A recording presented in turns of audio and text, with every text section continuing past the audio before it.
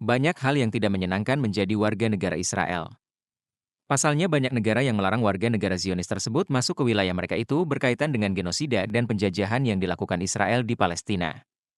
Umumannya negara yang melarang paspor Israel adalah dari Timur Tengah dan negara mayoritas Islam. Pelarangan warga Israel masuk ke suatu negara adalah suatu bentuk dukungan kepada Palestina. 1. Aljazair merupakan negara di Afrika Utara yang melarang warga negara Israel masuk ke wilayahnya. Kedua negara tersebut tidak memiliki hubungan diplomatik dan tidak mengakui negara Israel.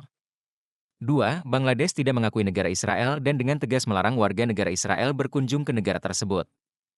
Mereka juga berulang kali menegaskan tidak akan melakukan normalisasi hubungan dengan Israel. 3. Brunei tidak memiliki hubungan diplomatik dengan Israel, namun mereka mengakui Palestina sebagai negara berdaulat. 4. Iran merupakan musuh utama Israel. Iran juga pernah melancarkan perang dengan mengirimkan ratusan drone dan misil ke wilayah Israel. Melansir NPR, Iran telah bersikap bermusuhan terhadap Israel sejak Revolusi 1979, dan retorika mereka yang konsisten adalah bahwa mereka percaya bahwa Israel adalah negara yang tidak sah dan harus diusir dari wilayah tersebut. Apa yang mereka coba capal adalah mengikis legitimasi Israel di seluruh dunia.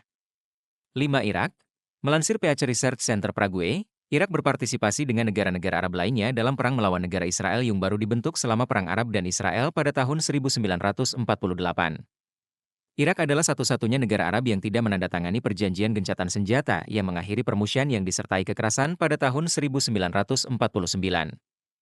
Secara teknis, kedua negara tersebut masih dalam keadaan perang dan mereka beka menjalin hubungan diplomatik. 6. Kuwait.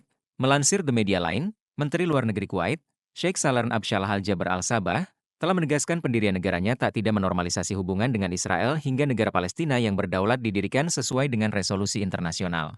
Berbicara dalam sebuah konferensi pers, ia menekankan komitmen Kuwait terhadap isu karena kebijakan luar negerinya dukungan terhadap perjuangan Palestina dan menyebut serangan Israel di Gaza sebagai tindakan balasan.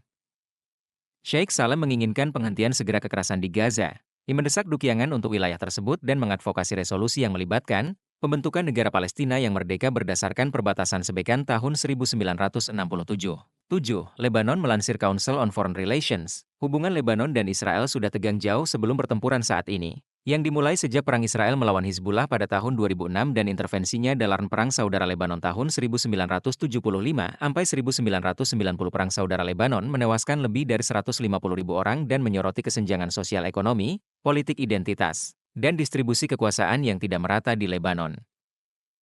8. Libya. Melansir Middle East Eye, hubungan Israel dengan para tokoh politik Libya bukanlah rahasia, bahkan hubungan tersebut sudah terjalin ke 1 dekade. Namun, pengungkapan publik oleh Menteri Luar Negeri Israel bahwa ia telah bertemu dengan mitranya dari Libya di Italia adalah yang pertama dari jenisnya, dan telah menyebabkan badai diplomatik pada Agustus 2023. 9. Malaysia. Pada Desember 2023, Malaysia memberlakukan larangan terhadap semua kapal milik dan berbendera Israel, serta kapal apapun yang menuju ke Israel. Malaysia tidak memiliki hubungan diplomatik dengan Israel.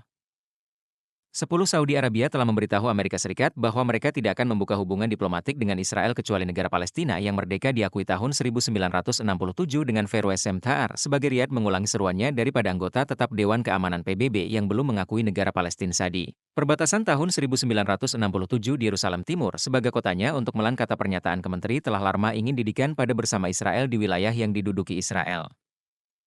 Terima kasih telah menyaksikan Waspada TV.